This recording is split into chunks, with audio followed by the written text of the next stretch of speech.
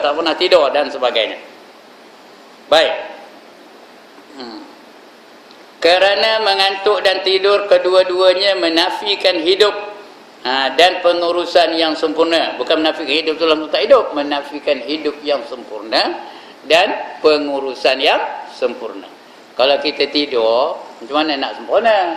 Orang lalu lalang depan kita pun kita tak sedar. Orang buat apa pada kita pun tak sedar, tambah setengah orang tu tidurnya mati. Dia angkat pun dia tak sedar. Kenapa? Kerana dia sudah tak ada rohnya, dah tak ada daripada badan dia. Rohnya tu dah keluar dari badan dia. Begitulah orang tidur tu. Tak sempurna kehidupannya. Tapi Allah sentiasa jaga, sentiasa sedar, sentiasa tak pernah lupa. Itu dia keadaan Allah. La ta'khuzuhu sinatun wala naum. Kemudian sambung lagi.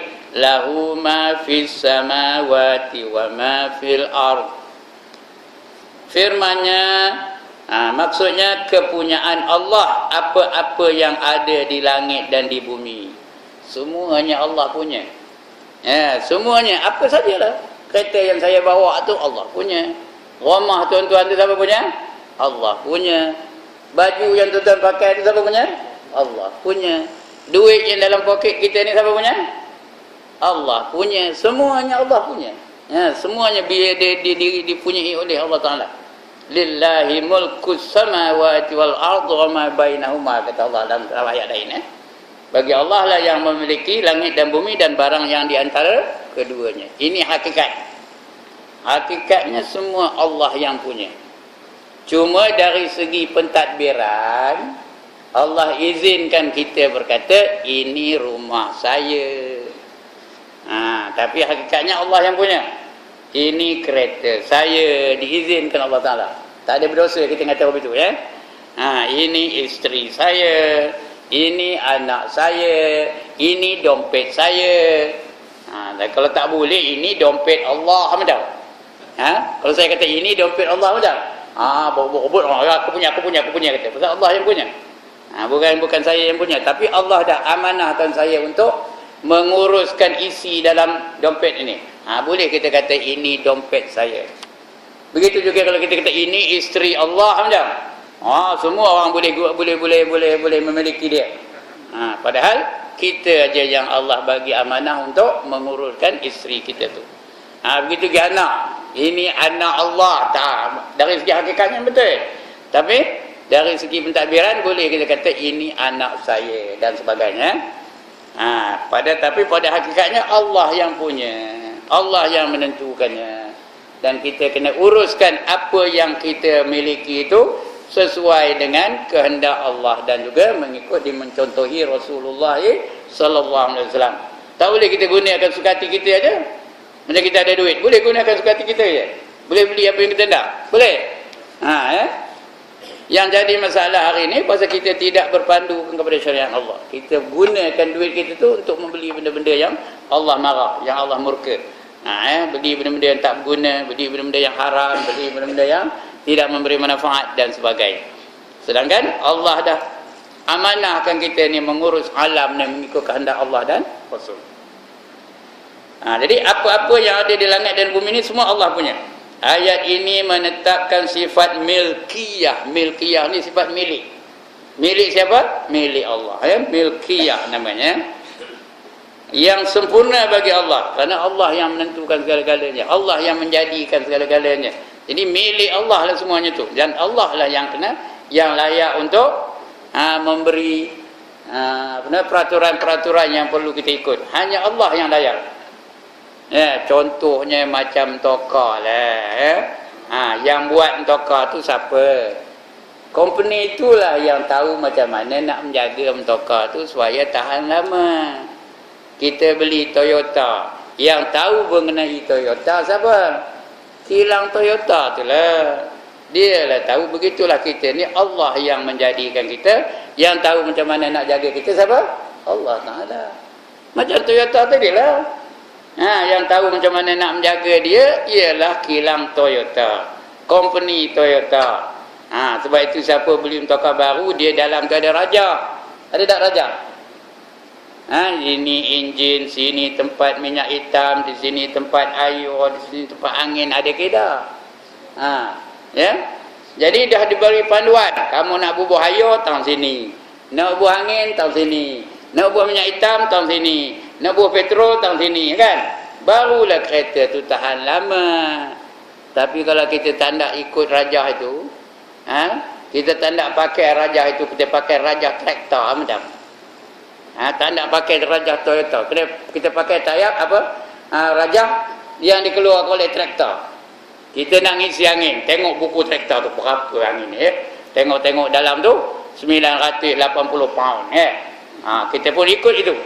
Pergi ke saja minyak tu aja ambil ni. Pulih. Wah, pulih ya. 980 pound. Isi tayar tu dengan angin 980 pound. Macam tu kan? Meletup, bukannya tayar dia meletup, dengan tokar-tokar kita pun meletup sekali. Begitulah kita ni. Ada panduan yang Allah bagi. Apa panduannya? Al-Quranul Karim. Jadi apa-apa hal pun kita rujuk kepada Al-Quranul Karim. Ya? Nak tahu macam mana tafsir Al-Quranul Karim? Tengok sejarah hidup Rasulullah sallallahu alaihi wasallam. Karena Rasulullah tu bukan dia dia tu adalah Quran yang dipraktikkan dalam hidupnya. Sebab bila ditanya Aisyah, macam mana akhlak Rasulullah itu? Jawab Aisyah, kana khuluquhul Quran. Kata Aisyah ya. Adalah akhlaknya itu ada akhlak Al-Quran. Tapi siapa nak tengok Al-Quran dalam kehidupan? Tengok kehidupan Rasulullah sallallahu alaihi wasallam. Sebab itu baginda dalam hidupnya memberi kita pengajaran dalam segenap aspek kehidupan. Orang yang pelaku yang terbaik dalam apa segi pun, ahli ekonomi terbaik siapa? Rasulullah sallallahu alaihi wasallam. Pentadbir terbaik siapa? Rasulullah sallallahu alaihi wasallam. Guru terbaik siapa? Rasulullah sallallahu alaihi wasallam. Bapa yang terbaik siapa? Rasulullah sallallahu alaihi wasallam. Lagi suami terbaik siapa? Rasulullah. Semuanya Rasulullah aja. Sebab itu disuruh kita mencontohi baginda dalam segenap aspek kehidupan. Laqad kana lakum fi Rasulillah uswatun hasanah. Kalau tak elok, kalau tak baik, takkan Allah perintahkan kita menjadikan Rasul itu sebagai contoh. Itu dia tuan-tuan. Jadi Allah punya. Jadi Allah lah yang berhak untuk menetapkan peraturan-peraturan bagi kita. Dalam apa jua bidang kehidupan ada peraturan dalam Islam ni. Daripada sekecil-kecil perbuatan sampai sebesar-besar perkara ada peraturan yang ditetapkan oleh Allah. Sama ada dalam Quran ataupun dalam hadis Nabi sallallahu alaihi wasallam, ada peraturannya. Bila ikut Islam baru selamat, baru sejahtera, baru betul, baru cantik. Kalau tak ikut Islam, Tuhan tak terima pun, Tuhan reject. Kalau tak ikut Islam. Wa man yabtaghi ghairal islami dina falan yuqbala min, kata Allah ya. Barang siapa mencari satu cara hidup lain daripada Islam, maka sekali-kali tidak diterima oleh Allah darinya. Sekali-kali, no way Allah nak terima. Tahu apa no way? Tak ada jalan. Tak terima langsung kalau tak ikut cara Islam. Wa fil akhirati minal khasirin, sambung Allah lagi ya. Dan orang itu di akhirat nanti akan tergolong ke dalam golongan orang-orang yang rugi. Itu dia. Miliknya yang bebas daripada sebarang hubungan dan suci daripada sebarang penyekutuan. Tidak ada syirik, tak boleh. Tadi Tuan Pengerusi Majlis dah terangkan tentang mukhalafatuhu ta'ala lil hawadith. Macam mana penerangannya? Laisa kamislihi syai'. Tidak ada sesuatu yang menyerupainya, sama ada dari segi zat, dari segi sifat, dari segi af'al, tak ada sesuatu pun yang menyerupai dengan Allah Subhanahu wa ta'ala. Sebab itu Allah tak ampunkan dosa syirik. Dosa lain Allah boleh ampun, tapi dosa syirik Allah takkan ampunnya. Dia takkan dapat keampunan dari Allah Ta'ala kecuali dia menghilangkan syiriknya itu dan kembali mengucap dua kalimah syahadat. Kalau tidak, tiada ampun bagimu, tiada maaf bagimu kalau telah mensyirikkan Allah Ta'ala. Innallaha la yaghfiru an yushraka bih. Sesungguhnya Allah tidak akan mengampunkan dosa orang-orang yang mensyirik dengannya. Sebab itu tuan-tuan kena jaga percakapan kita, kena jaga jangan sampai apa jangan sampai menjadikan kita ni orang yang telah mensyirikkan Allah Taala. Jangan sampai Allah golongkan kita dalam golongan orang yang syirik. Kadang-kadang kita tak sedar tau, kecuali orang-orang yang ada ilmu. Dia tahulah kalau tak ada ilmu kadang-kadang dia tak sedar, dia melafazkan kata-kata yang boleh menyebabkan dia syirik. Seropek aja katanya. Minta maaf lah, ini akidah ni ya tuan-tuan. Seropek aja. Undang-undang Allah dengan undang-undang yang ada ni seropek aja kata. Itu betul. Syirik ke tak tu? Syirik ke tak? Ada bangkangan? Ada ustaz-ustaz nak bangkang ke ada kan? Seropek aja. Undang-undang Allah tu seropek aja dengan undang-undang yang ada dengan hari ni. Seropek kan? Mana seropek? Yang syirik tu ialah kita menyerupakan apa saja yang berkaitan dengan Allah dengan sesuatu yang baru. Tak boleh serupa. Soal kita tak mampu lain cerita, tapi jangan kita menyerupakan Allah sama ada zatnya ataupun af'alnya ataupun dengan sifatnya dengan sesuatu yang baru. Sebab dia jadi syirik. Wa man yusyrik billah faqad dhalla dhalalan ba'ida, kata Allah. Siapa mensyirikkan Allah maka dia telah sesat dengan kesesatan yang amat jauh, jauh benar sesatnya. Dia nak pergi ke Teralak Utara, terus cari tak jumpa, cari sampai ke Hanyai. Jauh ke dekat? Jauh ke dekat? Dia nak pergi Teralak Utara, cari sampai ke Hanyai. Jauh ke dekat? Jauh benar. Begitulah. Contoh aja, itu contoh aja lah ya. Jadi sebab itu Allah yang memiliki kita ni, Allah yang memiliki alam ni, jadi peraturan yang nak kita buat ialah ikut peraturan Allah Ta'ala ya. Sebab Allah yang menjadikan alam ini. Macam tadi lah, kalau kita ikut lain kilang Toyota menjadikan Toyota, kita tak nak ikut panduan daripada kilang Toyota, kita ambil panduan traktor macam rosak ke tak? Rosak. Ataupun kita cipta sendiri, kita cipta sendiri peraturan, tak nak ikut peraturan daripada Toyota ni. Kita pun letak bubuh minyak hitam, tapi bubuh minyak hitam di tempat tayar, di tempat angin. Bubuh air pula dalam tempat bubuh petrol. Betul? Isi angin. Tang mana isi angin? Tang tempat minyak hitam isi angin. Macam? Rosak ke tak motor tu? Rosak lah kerana kita tak nak ikut peraturan-peraturan yang telah ditetapkan oleh kilang pemilik motorkar itu. Begitulah hari ini. Kita ada Al-Quranul Karim. Dalam Al-Quranul Karim tu ada benda yang dibolehkan, ada benda yang diharamkan. Tapi yang haram tu kita buat, yang boleh itu kita tinggalkan. Itu sebab rosak hari ini. Kerana kita tak ikut peraturan-peraturan yang dah ditetapkan oleh Allah Subhanahu wa Ta'ala. Baik. Akidah ini bila bertunjang di dalam jiwa manusia, ia akan melahirkan pengaruh yang besar di dalam hidupnya. Dia bergantung kepada hati dia. Kalau hatinya mau tunduk dan patuh kepada Allah Ta'ala, segala anggota yang lain pun ikut tunduk dan patuh kepada Allah Ta'ala. Kalau hati ni mau beribadat kepada Allah, yang lain pun ikut serta mau. Kerana hati ni raja. Ala wa inna fil jasadi mudghah, kata Rasulullah ya. Hadis ni. Ketahuilah olehmu bahawa dalam diri kamu itu ada segumpal daging. Iza salahat salahal jasadu kulluh. Kalau baik daging itu, baiklah seluruh anggota kamu. Wa idza fasadal jasadu kullu.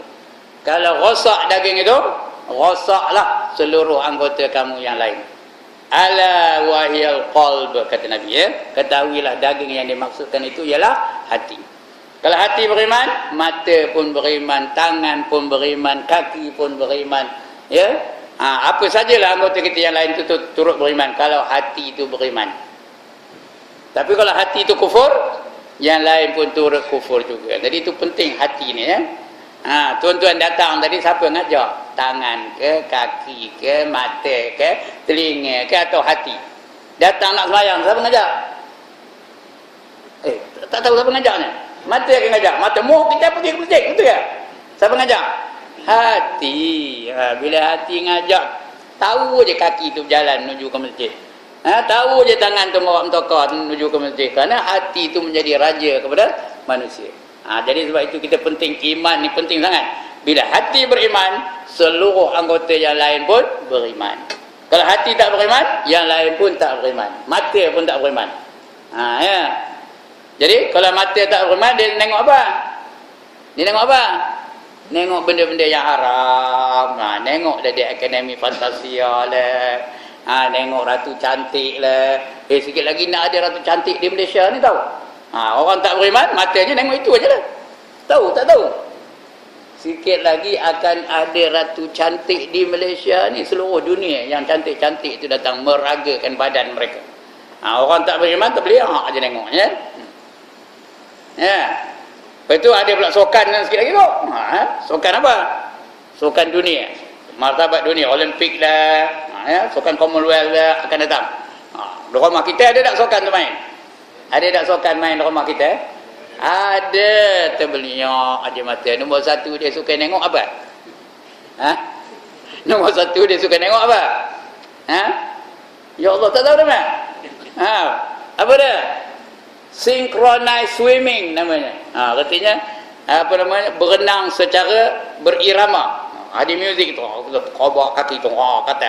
Nampak dari apa je ya? Badan dalam air, kaki di luar. Gitu. Nampak? Terbeliak mata Pak Haji. Baru lepas mayang pula tu. Ya, pasal apa?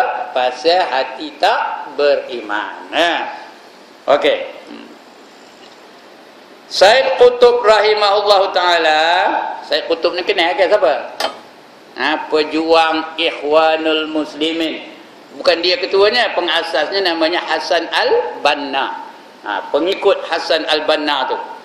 Dia namanya Said Qutb. Tuan-tuan tak pernah yang ngaji kitab tafsir dia.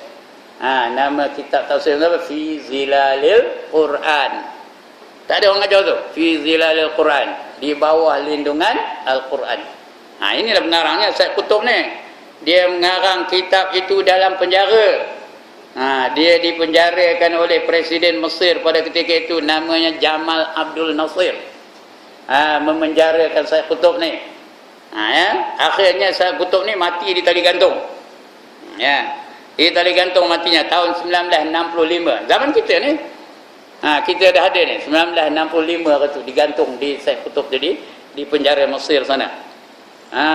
Dia orangnya hafal Quran setelah berumur 10 tahun dah hafal Quran. Itu dia 10 tahun. Dia adalah menjadi ahli kepada Ikhwanul Muslimin. Tahu Ikhwanul Muslimin? Di satu masa dulu mereka memerintah Mesir. Sekarang ni tapi diguling oleh tentera As-Sisi. Tahu?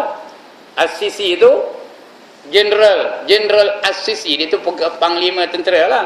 Mengambil kuasa daripada presiden yang dulu. Nama presiden yang digulingkan siapa? Ya Allah, dia minta dia macam Sahabat ke? Dr. Morsi. Hafal Quran tu, Morsi tu. Dia nak melaksanakan undang-undang Islam di Mesir, digulingkan sampai hari ini. Sampai hari ini mereka berkuasa dan mereka sekarang dah membunuh beratus-ratus ulama dah dibunuh mereka. Kerana pemerintahan itu secara ketenteraan di sana. Ini Said Qutb ni. Said Qutb rahimahullahu taala berkata, apabila sifat mulkiyah tadi ya, sifat mulkiyah itu sifat milik dari Allah Taala ya. Yang hakiki ini benar-benar ternyata bagi Allah Subhanahu wa taala sahaja, sedangkan manusia tidak mempunyai sifat mulkiyah sejak daripada permulaan lagi. Mereka cuma orang yang dilantik menjadi khalifah atau sebagai wakil daripada tuan. Tuan asalnya yang tunggal. Jadi kita ni tak ada memiliki apa-apa pun kita tak ada. Ilmu yang ada di dada kita ni siapa yang bagi? Yang memiliki ilmu lah dia, itu Allah Ta'ala. Allah bagi ilmu pada kita. Reta kita yang ada di rumah tu siapa bagi? Allah bagi. Segala-galanya dari Allah Subhanahu Wa Ta'ala. Kita kosong, apa pun tak ada. Yang ada pada kita ni semua dengan izin Allah Ta'ala. Ilmu yang ada pun dengan izin Allah Ta'ala.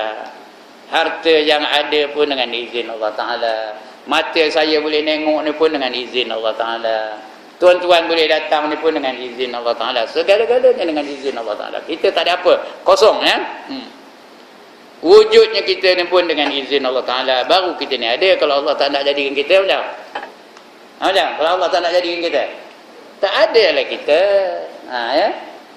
Begitulah. Kerana yang pemilik yang tunggal ialah Allah Subhanahu Wa Ta'ala. Yang ini kita kena sematkan betul-betul dalam hati kita ni.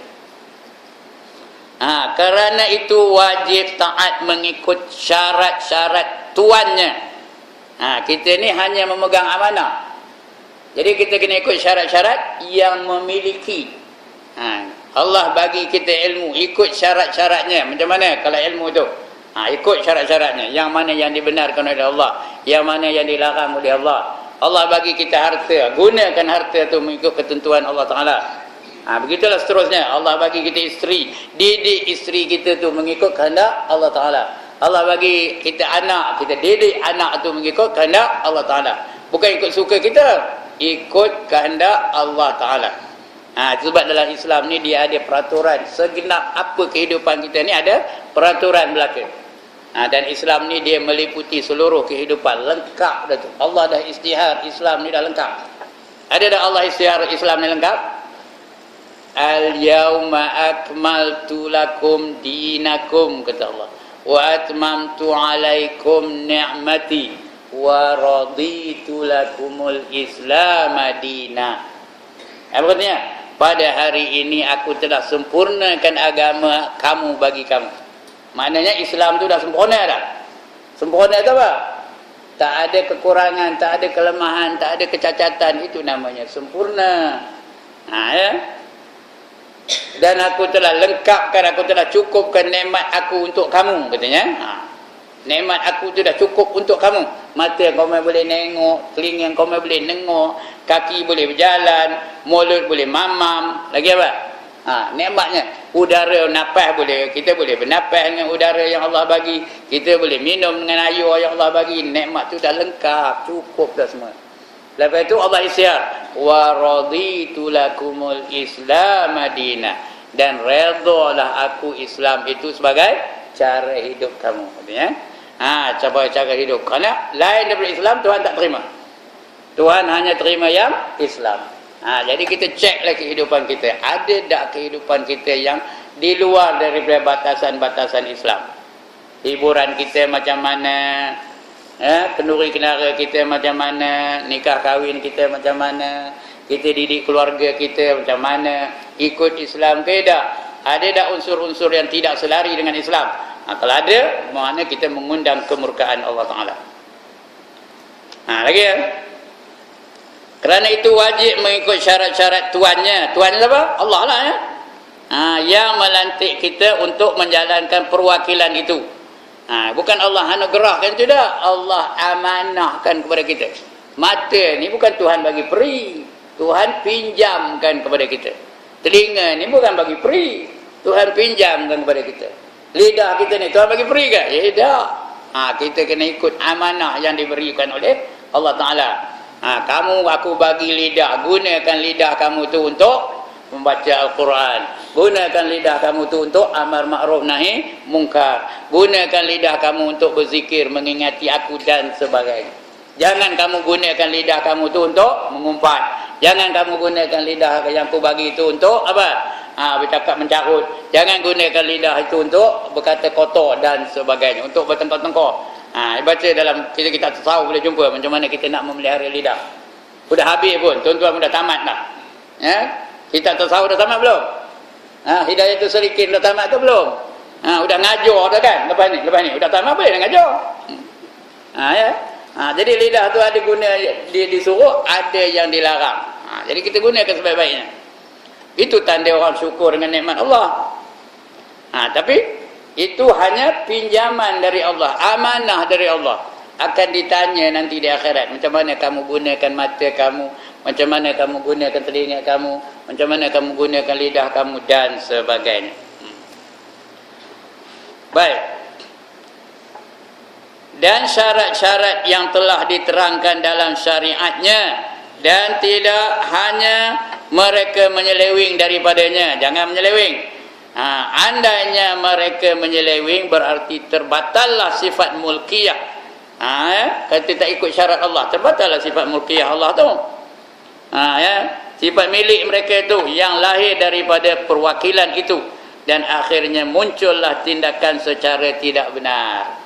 Bila kita tak ikut amanah dari Allah tu, kita menyeleweng lah. Bila menyeleweng, balik nanti ada tindakan tak? Contohnya tuan-tuan, salah seorang tuan-tuan tu jadi duta. jadi duta ke Indonesia umpamanya lah, duta Malaysia ke Indonesia, dia sampai ke Indonesia tu ikut undang-undang mana? Dia mesti taat setia kepada Indonesia ke taat setia kepada Malaysia? Ya Allah, tak faham ni mana ke? Dia jadi duta Malaysia ke Indonesia. Jadi taat setia dia kepada Malaysia ke kepada Indonesia? Kepada Malaysia lah, kerana dia rakyat Malaysia. Jadi dia kena ikut peraturan yang kita tetapkan. Kamu mesti berlakukan ikut syarat-syarat yang ditentukan oleh kerajaan Malaysia. Kenapa? Kerana kamu bekerja di Indonesia itu bukan selama-lamanya. Mungkin 5 tahun, lepas 5 tahun kamu balik ke Malaysia. Kalau kamu kerja cemerlang di Indonesia tu akan dapat pingat lah. Diberi hadiah, diberi pingat, diberi ganjaran. Tapi kalau kamu sampai menderhaka Malaysia sampai sana, kamu ngutuk Malaysia, macam Malaysia tak bagus, Malaysia tak balik macam. Bila balik tu akan dipenjarakan lah, ataupun diambil tindakan. Tindakan tu begini. Apa? Pasal yang memberi arahan dia pergi ke Indonesia tu siapa? Kerajaan Malaysia. Faham ke tuan-tuan ni? Jadi kita ni macam itulah, kita ni khalifah tu artinya duta. Duta siapa? Duta Allah. Kita ni duta Allah di dunia ni. Jadi bila kita dah jadi duta, kita kena ikut undang-undang dunia ke kena ikut undang-undang Allah? Tak tahu jawabnya. Kena ikut undang-undang dunia ke undang-undang Allah? Undang-undang Allah. Kerana tak lama lepas ini kita akan balik kepada Allah. Ya ke tak? Ada orang tak balik-balik angkat tangan. Ini tengok benda angkat gambar ni, ada gambar ni tau. Dia tak balik-balik, dia akan hidup selama-lamanya, ada.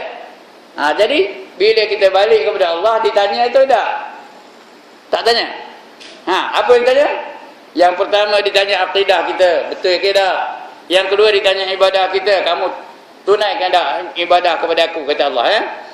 Kerana kita dijadikan Allah untuk beribadah kepadanya. Ketiga dicek akhlak kita, baik ke tak dan sebagainya. Semua akan ditanya oleh Allah Subhanahu Wa Taala nanti. Kalau baik, diberilah ganjaran. Diberilah pingat cemerlang. Di akhirat tak ada pingat ke? Ada pingat tak? Tak ada. Al-muflihun, itu pingat akhirat. Al-faizun lagi. Al-muttaqin lagi. As-siddiqin, itu pingat-pingat di akhirat. Al-abrar, ashabul yamin. Ndak ke tak ndak ni? Pingat-pingat ni ndak ke tak ndak? Ndak ya. Sebab itu kita kena awasi gerak-geri kita, awasi tindakan kita, awasi perkataan kita. Kerana kita tak ndak masuk dalam golongan khosirin. Tahu apa khosirin? Golongan yang rugi. Kafirin, kita tak nak jadi orang yang kafirin, kita tak nak jadi al-munafiqin dan sebagainya. Jadi jangan menyeleweng daripada kehendak Allah Taala. Sekadar hakikat ini menetap di dalam jiwa, kalau kita faham yang ini betul-betul, faham betul tentang tanggungjawab kita, tentang akidah yang perlu kita miliki, tentang kita ni tak ada apa-apa, Allah bagi segala-galanya. Yang ini kena sematkan betul dalam hati kita ni. Tak adalah kita ego, tak adalah kita sombong, tak adalah kita takabur dalam dunia ni. Kerana kita ni tak ada apa. Nothing belongs to us. Ini cakap putih sikit, minta maaf ya.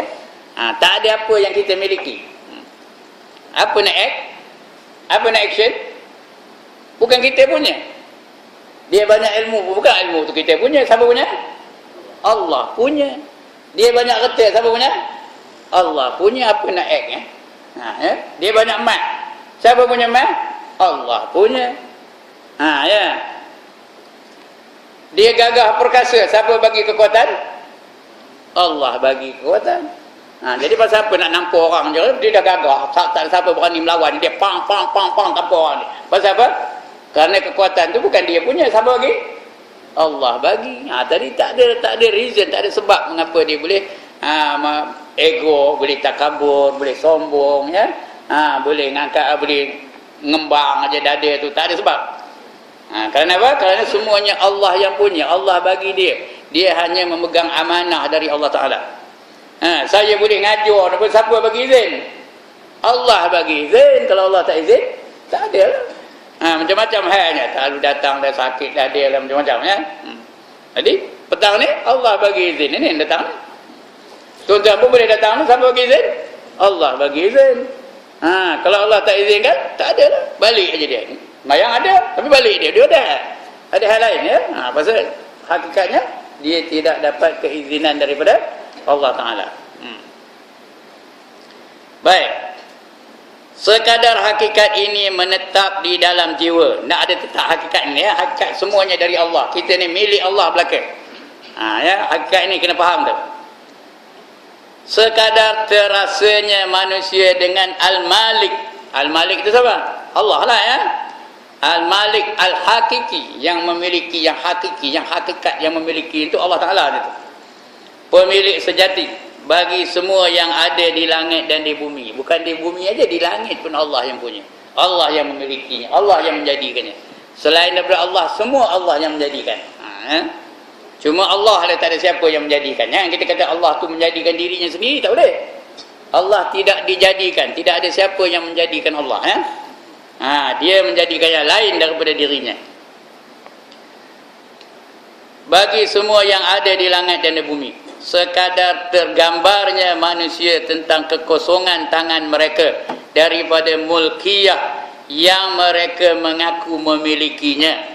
Jadi kita kena faham apa yang ada pada kita bukan kita punya. Siapa punya? Siapa punya? Allah punya. Tak ada yang kita punya. Kalau ada pun tak ada yang kita punya ya. Semuanya Allah punya. Tak ada milik kita. Tetapi segala sesuatu kembali kepada Tuannya semula. Tuannya iaitu Allah Ta'ala. Ya, sekadar terasanya manusia barang yang berada di tangan itu sebagai pinjaman untuk sementara waktu sahaja. Ya. Dia handsome benar. Handsome tu siapa bagi? Allah bagi. Selama-lamanya ke dia handsome? Tak. Habis-habis tinggi 60 tahun, 70 tahun. Lepas itu masuk bawah tanah, handsome lagi ke? Cantik lagi ke? Kuat lagi ke? Kaya lagi ke? Besar pangkatnya ke lagi? Sementara aja. Walaupun dia DO ke, menteri ke, raja ke, bila dah masuk dalam tanah, hilang segala-galanya. Ya. Jadi apa ada alasan kita nak ego, kita nak sombong, kita nak takabur dengan Allah Ta'ala? Ya, sementara waktu aja. Lebih-lebih lagi kita akhir zaman ni, kata Nabi, akhir zaman ini umat aku hanya ada di dunia ni, hanya boleh hidup sekadar 60 hingga 70 tahun ya. Baina sittina baina sittin wa sab'ina sana. Antara 60 hingga 70 tahun aja. Mana yang umur 60 lebih itu get ready lah ya. Mana yang 60 lebih itu this is the time. Tunggulah masanya. Ya. Yang udah 70 lagi nak get ready. Yang udah 70 lagi nak get ready. Udah lebih dah tu. Mana yang 73, 78, 75 itu apa? Itu apa? Subsidi. Itu pemberian tambahan subsidi. Kalau udah 80 lebih, apa gelon? Tak ada subsidi lagi. Udah 80 lebih apa? Gelon. Itu namanya injury time. Tahu apa benda injury time? Masa kecederaan. Ya. Kalau orang main bola, referee tu whistle-nya dah di mulut je. Nunggu masa pray terjatuh pula. Kalau dah umur 80 lebih. Sebab itu kalau dah umur 80 lebih, jangan nak nari lagi, jangan nak minum arak lagi, jangan nak takabur lagi, jangan nak mencuri lagi, jangan nak ambil nombor ekor lagi. Tunggulah kehidupan yang kekal abadi nanti insya-Allah. Ya. Bukan kita punya, sementara saja. Tetapi segala sesuatu kembali kepada Tuannya semula. Sekadar terasanya manusia barang yang berada di tangan itu sebagai pinjaman untuk sementara waktu sahaja, temporary sahaja. Bukan kekal abadi. Sementara saja. Kemudian Tuannya yang memberi dahulu menarik kembali pada masa yang ditetapkan. Cukup masa, di mana saja kamu berada, kalau sampai masanya Allah akan tarik balik. Ainama takunu yudrikumul maut walau kuntum fi burujim musayyadah, kata Allah. Di mana saja kamu berada, maut pasti akan menemui kamu. Walaupun kamu berada dalam mahligai yang teguh. Walaupun dalam mahligai yang teguh. Buatlah binaan yang teguh, benar besi keliling. Tutup semua, jangan bagi angin masuk. Lagi cepat matinya. Pasal tak bernafas. Nampak? Makanlah ubat, apa-apa nak ubat pun. Kalau time dia mati, mati juga. Pergilah ke IJN, pergi pembedahan jantung. Kalau time dia mati, mati juga. Mujur tak mati pun tu. Kalau mati tak habis dah cerita.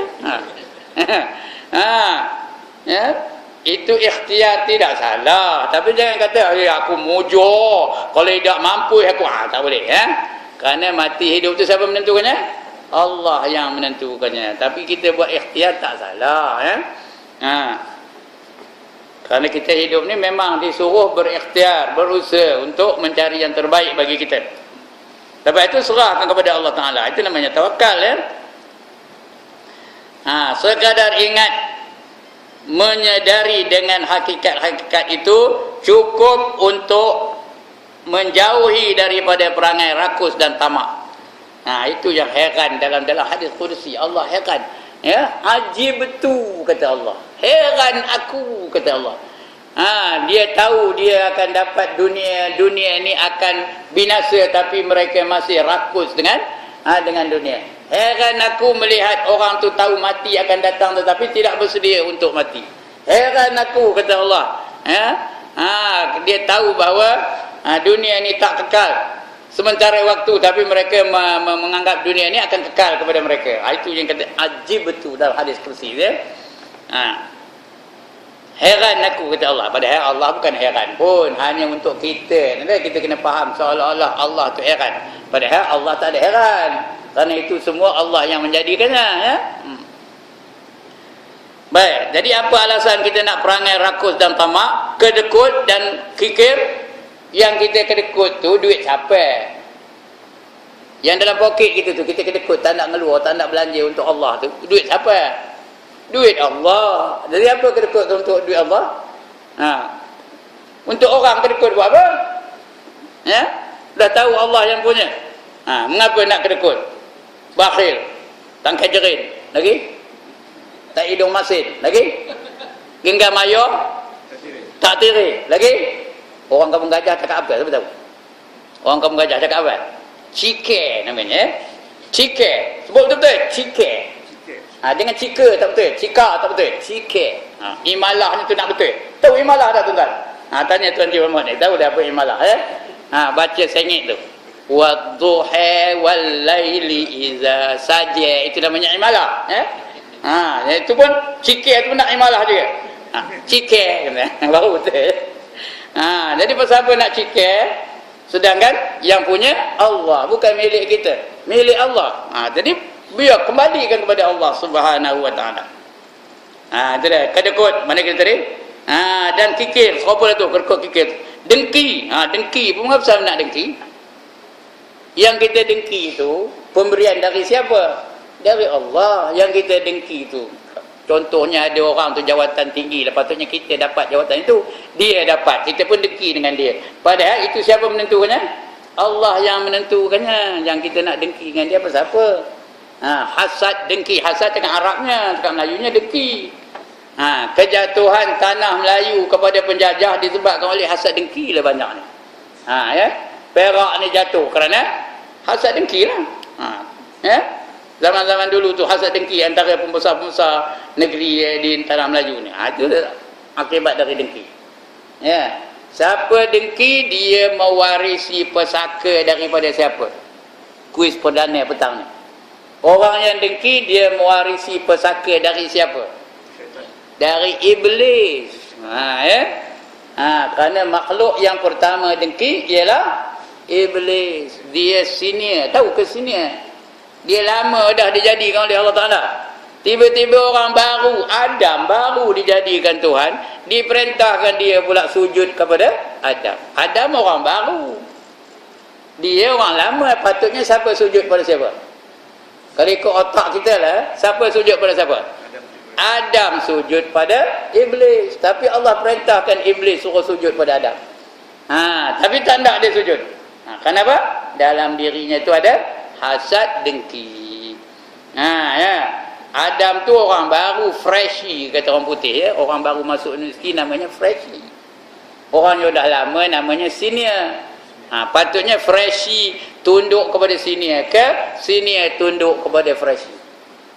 Patutnya freshy lah tunduk kepada senior.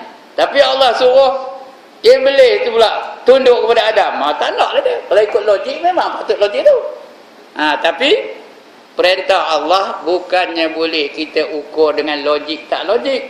Kerana perintah Allah tu mengikut kehendak Allah. Walaupun tak logik, kena kita buat juga. Macam saya selalu sebutlah dulu masa ngajar-ngajar dulu. Tak ingat ke? Allah haramkan babi. Ngapa? Ngapa Allah haramkan babi? Kita tak tahu ngapa. Kita kena ikut aja perintah Allah Ta'ala. Hakikatnya kita tahu mengapa Allah haramkan babi. Kerana babi itu binatang yang terlalu banyak gunanya untuk manusia. Dagingnya berguna, tulangnya berguna, lemaknya berguna, perutnya berguna. Lagi? Apa lagi? Bulunya berguna, kulitnya berguna. Banyak benda gunanya. Daging itu kalau raya masak rendang tok yang sedap tu tau. Itu sebab zaman JE tu, tahu zaman JE? Zaman penyakit JE tu, daging babi tu laku. Patutnya dia tak nak beli lah, tapi laku juga. Rasa sedap dia tu, agaknya dah. Jangan nengok saya seolah macam saya dah ada makan babi pula. Tak ada. Laku. Kemudian tulangnya berguna buat sup. Ya Allah, punyalah sedap. Sup apa? Sup apa tema? Sup diabok. Itu tulangnya. Lagi? Lemaknya buat apa? Lemaknya buat apa? Buat gelatin. Tahu gelatin? Gelatin tu perisa. Boleh jadi pengawet, boleh jadi perisa, boleh. Perutnya buat apa? Perutnya nak buat apa? Buat sate yang amat sedap, berminyak-minyak moncong makannya. Kulitnya buat apa? Buat rendang. Betul tu orang kulit. Buat rendang. Dia apa ni? Jadi apa? Recah dengan kacang dengan apa? Tak saya balik buat dah. Sedap ke tak? Lagi bulunya buat apa? Buat berus gigi boleh, berucat boleh.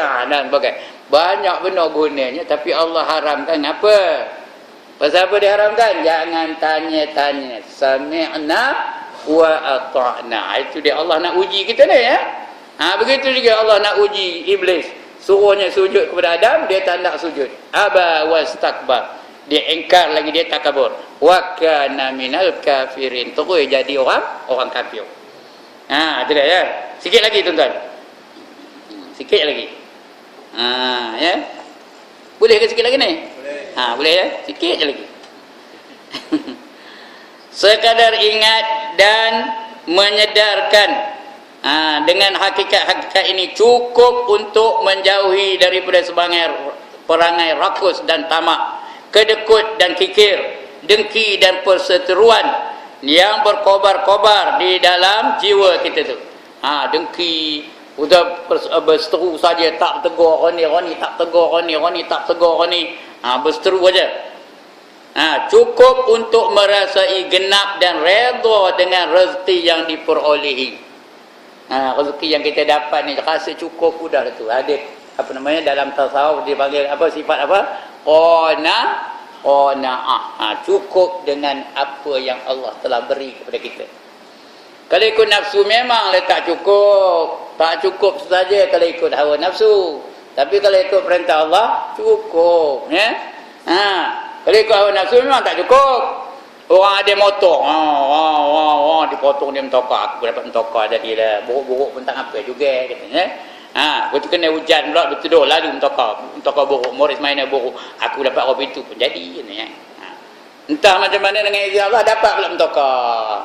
Tengah bawa tu keren bawa. Dipotong di Lamborghini. Tahu ke Lamborghini tu tuan? Lamborghini tahu? Tahu. Bukan Lamborghini ya, Lamborghini. Mentokar yang merayap dia potong kan. Oh dia potong, oh ya aku pun dapat mentokar Lamborghini lagi bagus kena. Tak ada lah potong dia orang. Aku dulu sampai kena. Lepas tu pergi kepo. Ada traffic light dah kena jam. Tahu kan jam?